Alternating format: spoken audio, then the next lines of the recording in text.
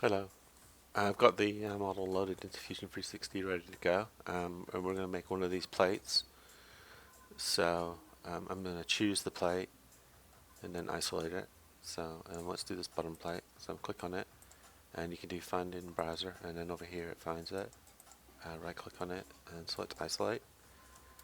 And so that's the plate that we want to cut out, and we're going to use a piece of 12 by 12 by 1.125 inches 6061 plate.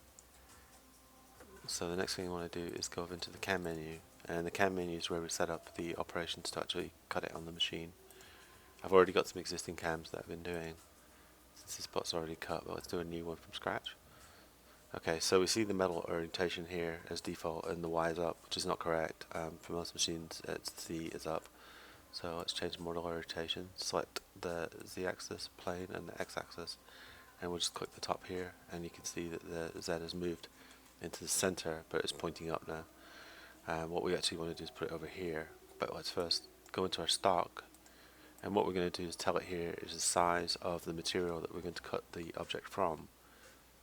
It's roughly filled in for us, but because we're using a smaller part, we could either do this or we can do this, which is what I'm going to do. Is change that to a round up and then put 12 by 12, and it's already 125.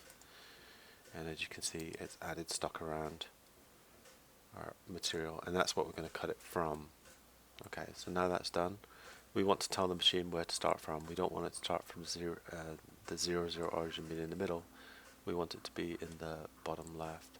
So choose stock point and click the top one here, and you can see it's moved it. So this is where the machine will move to. The machine operator will know this. Hit OK.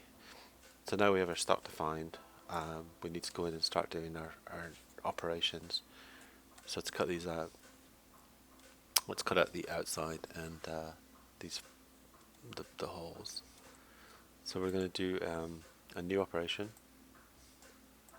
and let's take a 2D contour and choose our tool. So I already have some tools to choose that here. You can set these parameters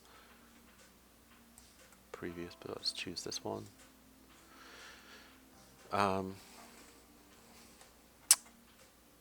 So you need to know what these are for a particular machine. I'm going to override the defaults just because this is what the machine I'm going to cut this on I know can do, and it's about 12,000 RPM. Not that it really matters for this, and we're not controlling it. Okay, so now that we have these feeds and speeds set up for the particular machine, which you do need to know this one, this one, this one, this one, this one, because these are going to be written into the G code. This one might be written in there as well, depending on the post processor, to tell the machine what RPM to go to. But ours is a fixed one on this particular machine. Next, we go to the heights. You can see the different levels. This is the clearance height where the tool is going to go to make sure it doesn't hit anything while it's moving around. And then we want to change the level to be stock bottom, and that will change it so that it will go to the bottom of the material. For the passes, we want to have multiple depths because this machine can't cut all of that in one go because it's a very small machine.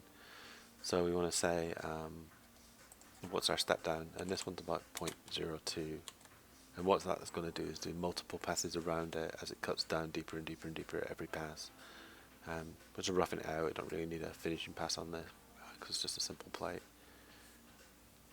Okay, I think that should be everything on there. Let's just check. Oh, we haven't chosen geometry yet. So go back to this geometry section, contour selections, and this is the things we want to cut. So we're going to choose all of the things that we're going to cut out in this pass. And it doesn't matter if we choose the bottom of them because we did set the levels, but we should check that afterwards. Okay, so let's see if that works. And if the tool doesn't fit, it won't be able to generate that, but it has. Now we can go to the simulate option. There. And we'll hit play. And you can see now it's going through, and you'll see there's multiple levels. It'll drop down, so it does a little helical down, and back and forth and back and forth. And there it goes, cutting out these big slots. Now, obviously, on this, you have to be careful that if you're taping it down or how you're fixing it down, that when this part is cut out because it isn't tabbed, it's going to pop out if it's not secured down properly, and it could catch up in the cutter. So just make sure that those are secured, or you very carefully stop the machine and remove it just before it's cut out. And then it's going to go to the next operation, which is around the outside. So let's speed it up a little bit. So, because it's going to take a little while. The info box will tell you how, sorry, statistics will tell you how long it's going to take. That'll be a 32-minute operation, because it is a small machine with a very small bit. Okay, the next we want to do is the holes. And I'm just going to run through these for this particular plate and not get into the big details, but I'm going to choose bore, and I'm going to use that same 125 bit. These settings are already done, so I've gone to geometry, and I haven't found a quick way to do this in Fusion 360 yet, to select all the same or a whole bunch. I'm sure there's an easy way to do it, but I don't know what it is.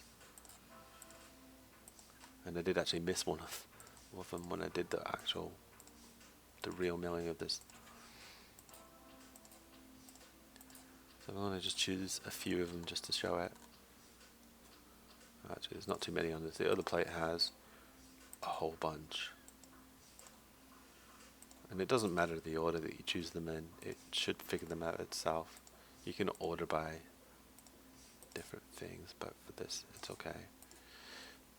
And when you're doing big cuts, you do want to kind of plan out where it's going to go, or have the machine optimize it, because travel in between does take extra time. Okay, I think that's all of them. Okay, so we've got the geometry, the heights, so we're going to check that again. Whole bottom, that's fine, that's the same as the stock because it's the same size. And then here are the passes, we want the multiple passes again. And then how many, sorry, this is for step downs, so that's slightly different. Because we're doing a bore, we don't need the multiple passes because it's going to helical down. I'll leave everything else as its settings. I think we're good there. And it should generate that. And you can see it's actually just spiraling down. That's why we don't have multiple depth. These holes here look like they're too small for it to cut with that particular bit.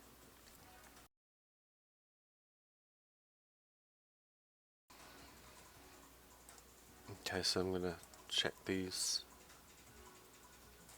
Did actually get those holes in the middle. So let's just reorientate that along.